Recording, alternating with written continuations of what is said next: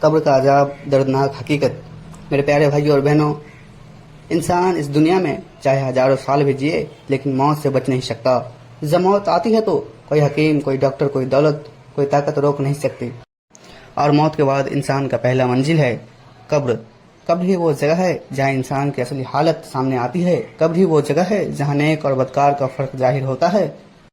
آج کا بیان صرف اور صرف اس مسئلے پر ہے کہ گنہگار کے لیے قبر کا عذاب گاہ کیسے بن سکتی ہے، قبر کا عذاب کیوں ہوتا ہے۔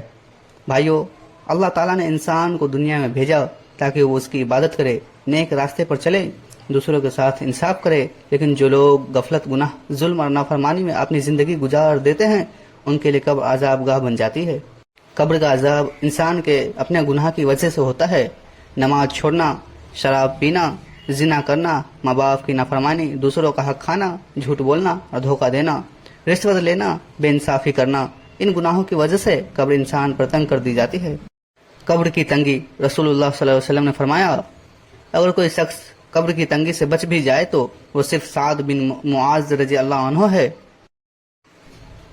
مطلب کہ صحابہ جیسے عظیم لوگوں پر بھی قبر کی تنگی آئی تو سوچو گنہگاروں کا کیا حال ہوگا۔ گنہگار کی قبر اتنی تنگ کر دی جاتی ہے کہ اس کی پسلیاں آپس میں مل جاتی ہے، اس کا دم گھٹتا ہے، وہ تڑپتا ہے لیکن کوئی سننے والا نہیں ہوتا۔ سانپ اور بچھو کا عذاب، حدیثوں اور بزرگوں کی روایتوں میں آتا ہے کہ گنہگار کے پاس عذاب کی شکل میں بھیانک مخلوق بھیجی جاتی ہے۔ کبھی بڑے بڑے سانپ آتے ہیں، ان کی آنکھیں آگ کی طرح چمکتی ہے۔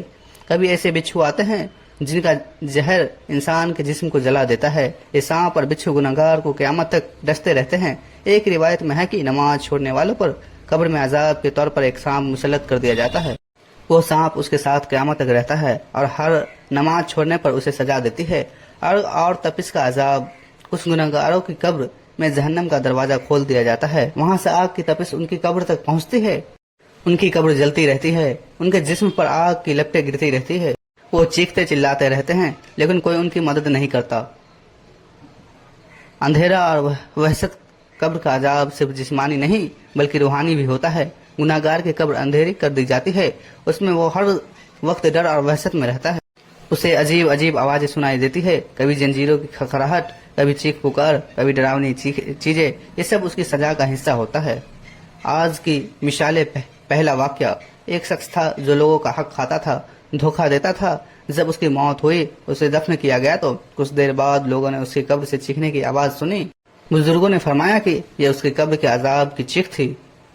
دوسرا واقعہ، ایک شرابی کی موت ہوئی، جب اسے دفن کیا گیا تو لوگوں نے دیکھا کہ اس کی قبر سے آگ کی چنگاریاں نکل رہی ہے، یہ اس کی شراب خوری کی سزا تھی۔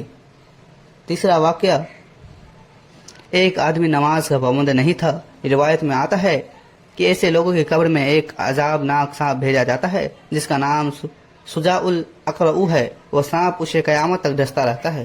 قبر میں چیخ پکار، بھائیو یہ بھی حقیقت ہے کہ گنہگار قبر میں چیختا ہے، چلاتا ہے، اس کی آواز سب مخلوق سنتی ہے سوائے انسانوں اور جنوں کے۔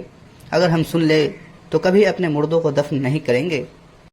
رسول اللہ صلی اللہ علیہ وسلم نے فرمایا، اگر انسان جس عذاب کو قبر میں دیکھتا ہے وہ تم دیکھ لے تو تم اپنے مردوں کو دفن کرنا چھوڑ دو گے۔